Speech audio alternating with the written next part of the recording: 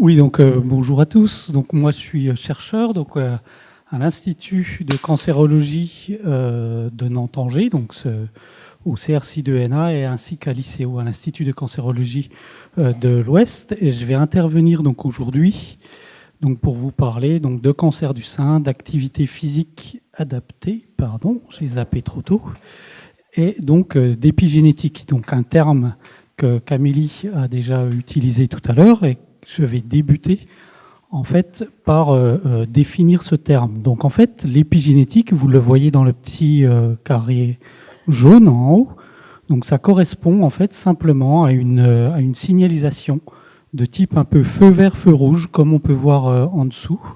Je vais me déplacer, je vais continuer de faire de l'activité physique, ça marchera mieux que le pointeur.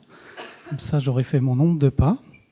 Donc ça correspond un peu à cette signalisation, donc feu vert, feu rouge, qui va faire que les gènes en fait vont être exprimés ou pas.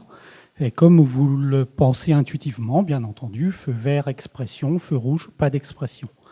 En fait, ce schéma-là peut être mis sous forme de peinture, donc façon Miro. Vous allez retrouver le bandeau d'ADN ici, en noir. Ce que l'on observe ici, donc dans des cellules, le petit filament blanc, c'est l'ADN que l'on a qui va constituer nos chromosomes. Et en fait, ce fragment d'ADN, ce filament d'ADN s'entoure autour de protéines, représentées ici par les genres de petits ballons que l'on voit ici. C'est tous les petits spots blancs que l'on peut voir sur cette photo, donc que l'on appelle les histones. Et que ce soit l'ADN, donc le fragment blanc, le fragment noir et blanc ici, ou les ballons d'histones peuvent avoir des marques que l'on appelle des marques épigénétiques, des marques sur la génétique, sur l'ADN, d'où la constitution de ce mot porte-manteau épigénétique. Et donc là, sur cette peinture façon Miro, toujours, donc ces marques ont été représentées de la sorte, et ici, c'est ce que vous retrouvez ici, donc sur le panneau de la signalisation. Et en fait, ces marques épigénétiques jouent un rôle prépondérant dans l'expression des gènes, puisque vous savez que toutes les cellules de l'organisme ont le même ADN, mais elles remplissent des fonctions différentes. Et c'est grâce à cette signalisation différente que les gènes vont s'exprimer différemment dans des astrocytes, dans des cellules cérébrales et dans des cellules musculaires. Et c'est comme ça que l'on a différentes cellules dans l'organisme, alors qu'elles ont toutes le même ADN. C'est un peu une image qu'on a l'habitude de prendre. C'est un peu comme si l'ADN, c'était les ingrédients pour faire une recette, des œufs, de la farine, du sucre, du beurre, etc. Et l'épigénétique va être en fait la manière d'utiliser ces ingrédients pour faire différents gâteaux. On peut faire une tarte aux pommes, on peut faire un gâteau aux pommes. Et en fait, l'épigénétique, c'est ça, c'est la manière dont l'ADN va être utilisé, va pouvoir s'exprimer. Et donc, ces phénomènes, ces feux, cette signalisation sont régulés, bien entendu, par tout un tas d'ouvriers, donc représentés ici par les petits bonhommes Lego de mes enfants.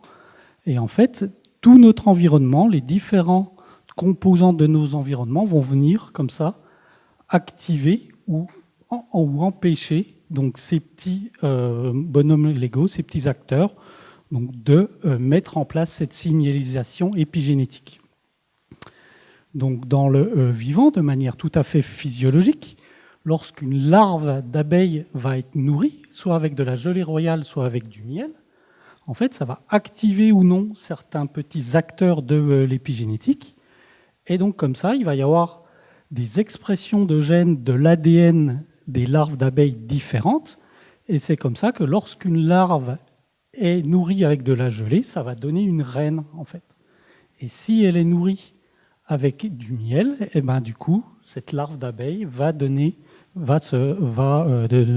devenir plutôt une abeille ouvrière. Et donc, comme ça, on a exactement, différents collègues ont pu montrer comme ça qu'il y avait 560 gènes qui étaient régulés de manière différente par épigénétique entre les reines et les abeilles ouvrières. Et donc cela, sous l'apport de la nutrition. Il y a d'autres exemples bien connus aussi, par exemple avec l'acide folique ou alors les ions fer. l'acide folique va venir empêcher nos petits ouvriers de fonctionner comme il faut. Alors que les ions fer vont venir booster l'activité de nos petits bonhommes, de nos petits acteurs épigénétiques. Et comme l'acide folique et les ions fer se retrouvent dans notre alimentation, on a par exemple le brocoli qui est plutôt riche en acide folique. Donc ça va plutôt tendance à comme ça, agir sur la méthylation de l'ADN. À contrario, de la viande rouge va, elle, être très riche en fer, et donc ça va comme ça activer plutôt de la déméthylation. Et donc bien sûr, au cours de notre alimentation, comme on mange de manière variée, de manière équilibrée, etc., on est toujours à un équilibre où on active autant les acteurs de la méthylation que les acteurs de la déméthylation, de la perte de la méthylation. Donc, d'autres facteurs peuvent jouer, bien entendu, sur la méthylation. C'est le cas, donc, cette fois-ci, des larves de drosophiles, de ces petites mouches, qui, un peu comme ce que l'on avait tout à l'heure, si les larves, en fait, sont élevées dans des atmosphères à 37 ou à 25 degrés, ça va les activer ou non des acteurs de l'épigénétique, et ça va jouer sur la couleur des yeux des mouches, des couleurs blanches lorsque le gène ne va pas être exprimé, et sinon les mouches, ces petites drosophiles, vont avoir comme ça des yeux rouges. On a les ondes de portable, les ondes de téléphonie, qui vont, pareil, de la même manière, agir sur nos acteurs de l'épigénétique. Comme on peut le voir ici, à chaque fois, on perd donc cette méthylation en fonction de la durée d'exposition à ces ondes de téléphonie. Là, c'est des expérimentations qui ont été menées chez des rongeurs. Mais ces résultats-là ne sont pas encore observés chez l'homme, mais bon, on peut penser que ça puisse l'être. Dans les facteurs environnementaux qui vont jouer comme ça sur la fonctionnalité de nos acteurs épigénétiques, il y a bien sûr tous les polluants. Et il y a quelques années, on avait mené une étude avec le glyphosate, un herbicide malheureusement bien connu. Et là, on peut voir que l'exposition au glyphosate en fait, induit une perte de la méthylation, une perte de ces petites marques épigénétiques. Et en fait, on a pu montrer comme ça que c'était dû principalement à la suractivation d'un acteur qui va venir supprimer, comme ça, le petit bonhomme Lego que l'on appelle tête, qui va venir comme ça supprimer la marque de l'épigénétique. Et donc, on peut comme ça, si l'on regarde le niveau de marque épigénétique donc chez des jumeaux à la naissance, lorsque l'on considère que les jumeaux n'ont pas été exposés, n'ont pas eu des styles de vie différents, exposés à différentes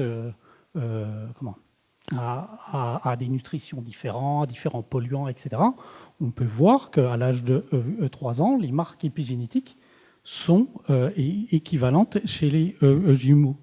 Alors que lorsque les jumeaux ont 50 ans, ces marques épigénétiques diffèrent, puisque en fait, ils ont eu des styles de vie différents.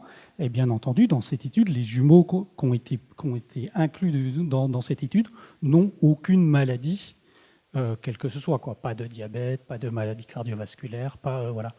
Et donc, ce qui me fait dire en fait que c'est comme ça que les jumeaux Arnold Schwarzenegger et Danny DeVito évoluent, d'où leur différence de taille. Et donc, vous allez me dire, ok, donc ça c'est ce qui se passe de manière physiologique chez les abeilles, chez les larves de drosophiles, etc., même chez l'homme, même chez les jumeaux, mais qu'est-ce qui se passe en fait en cancérologie, dans le cancer? Et donc ce que l'on sait depuis des années maintenant, c'est que toutes les cellules tumorales en fait perdent leur marque de méthylation, comme vous voyez ici sur le tableau façon Miro. Les marques de méthylation ont disparu. Un autre constat que l'on a pu faire, c'est qu'en fait, quand la méthylation est plutôt forte, la réponse thérapeutique va être d'autant meilleure. alors que si elles empruntent une route où la méthylation va être faible, la réponse thérapeutique va être faible, et donc fatalement, vous l'avez compris, si la réponse thérapeutique est bonne, la survie va être d'autant meilleure, et si elle est faible, malheureusement, le traitement va perdre en efficacité. Et donc, l'idée, une des idées avec mes collègues, c'est de se dire, est le sport dans tout ça? Parce que ce que je vous ai pas dit pour le moment, c'est qu'en fait, les marques épigénétiques, contrairement à la génétique, quand on a une mutation génétique, la mutation est là et elle reste tout le temps. Alors que les marques épigénétiques, vous l'avez peut-être compris à travers mon histoire de petits bonhommes Lego et des facteurs environnementaux, ces petits bonhommes peuvent être activés, soit ceux qui viennent mettre la marque, soit ceux qui viennent la supprimer. Et donc on a comme ça des marques qui sont réversibles. Donc quand on passe de la cellule normale à la cellule cancéreuse et que l'on perd les marques épigénétiques, on peut se dire, est-ce que l'on peut agir pour faire revenir les marques épigénétiques? De la même manière, lorsque la cellule est-elle déjà tumorale, on peut se dire, si je n'ai pas de marque épigénétique, est-ce que je peux agir de manière X ou Y sur ma cellule pour faire revenir ces marques épigénétiques et comme ça, avoir une réponse thérapeutique faible pour shifter de cette réponse thérapeutique faible à une réponse thérapeutique forte. Et donc, une des questions que nous étions posées, c'était de se dire, est-ce que le sport, en fait, peut faire ça? Peut soit prévenir ici, pour rester dans un état, entre guillemets, le plus normal possible de la cellule, ou peut, comme ça, générer un gain de la réponse thérapeutique. Donc en fait, pour ce faire, on a mené, on a déposé plutôt un projet auprès donc, du Cancéropôle Grand Ouest en 2020 avec mes collègues de l'ICO, donc dans le cadre du cancer du sein. Là, c'est pour que vous ayez un peu une idée donc, de la temporalité de nos recherches. Et donc, depuis 2020, on a mené une étude chez des patientes atteintes de cancer du sein, chez qui, en fait, on a pu recueillir du sang au moment avant, au moment de leur ce qu'on appelle le pré-diagnostic, avant qu'elle soit prise en charge par l'ICO, réellement au moment du diagnostic de la première consultation par les oncologues, et après, comme ça, pendant la thérapie, et à la fin de la thérapie. Et donc, on a analysé comme ça nos marques épigénétiques, nos marques de méthylation. Et en parallèle que les patientes donnaient leur sang pour nos analyses au laboratoire, elles ont rempli des questionnaires sur l'activité physique qu'elles faisaient ou qu'elles ont fait à chaque moment. Au moment du diagnostic, pendant la thérapie, etc. Et donc comme ça, on a pu associer, faire des corrélations entre le niveau d'activité physique que les patientes ont déclaré et nous, les marques biologiques de méthylation. Et comme on peut le voir ici, vous voyez que plus on va venir donc, de ce côté-ci du graphique, plus il y a de la méthylation de l'ADN, plus l'on va aller vers le haut du graphique, plus les patientes ont fait de l'activité physique. Et donc, on voit bien ici que les patientes qui sont actives au moment du diagnostic ont un capital de méthylation de l'ADN important. Et en fait, ces patientes-là se sont révélées celles qui avaient la meilleure réponse à la thérapie qu'elles ont prise par la suite. L'autre étude que l'on a menée, qui était pendant la thérapie, où là, pareil, on a analysé l'évolution de la pratique de l'activité physique, puisque à l'entrée, au moment du diagnostic, avec le questionnaire, on a pu voir si une patiente était active d'un point de vue de la pratique d'activité physique ou inactive ou hyperactive. Et on a pu comme ça voir si pendant le traitement, son activité physique avait été constante. Alors constante, ça peut être constante inactif initial et aussi pendant le traitement, ou être maintenu actif au moment du diagnostic et au cours de la thérapie. Et on a pu comme ça mesurer l'évolution de la pratique de l'activité à l'évolution du niveau de notre marque épigénétique de la méthylation de l'ADN. Et l'on voit ici, en fait, dans ce cadran-là, que les personnes qui ont eu une activité physique adaptée qui a évolué, donc qui ont renforcé la pratique de leur activité physique, ont renforcé leur capital de méthylation. Et là encore, ces patientes-là ont eu une réponse thérapeutique meilleure que les autres. Et donc, à travers cette étude, on tend, encore une fois, comme le disait Amélie, il faut être prudent dans les conclusions que l'on avance, mais cette étude participe, avec d'autres, à soutenir l'idée que la pratique d'activité physique avant et pendant le traitement va tendre à favoriser la réponse thérapeutique. Donc là, de patientes atteintes de cancer du sein, traitées avec une certaine thérapie qui s'appelle des CDK4, CDK6 inhibiteurs, pour rentrer un peu plus dans le détail. Et donc actuellement, en fait, on est en train, comme le disait Amélie, d'essayer de décortiquer mécanistiquement, réellement, ce qui se passe dans le sang de ces patientes, pour essayer d'avoir la preuve, de dire, d'accord, si les patientes ont fait plus de sport, mais qu'est-ce qui s'est passé pour qu'il y ait un gain, en fait, ici, sur leur niveau de méthylation. Donc, on cherche, comme ça, à savoir réellement, encore une fois, mais mécanistiquement, ce qui se passe pour expliquer ces corrélations. Parce qu'en effet, pour le moment, on est juste à des corrélations, c'est-à-dire qu'on associe une pratique d'activité physique à un haut capital de méthylation et à une réponse favorable. Mais on ne sait pas encore ce qui se passe, entre guillemets, entre ces grands points d'étape. Donc voilà, c'était ce que je voulais vous dire. Ah, les visages sont floutés, c'est indépendamment de ma volonté. Donc c'était voilà, c'était pour vous dire que bien entendu, c'est un travail d'équipe qui englobe des chercheurs, des étudiants, des oncologues, des techniciens et ingénieurs de laboratoire, donc différents partenaires, le CIRIC, le Cancéropôle, la région qui nous soutient énormément, des associations comme Odyssea, les différentes régions du Grand Ouest à travers le Cancéropôle et différentes équipes de recherche. Donc voilà, merci de votre attention.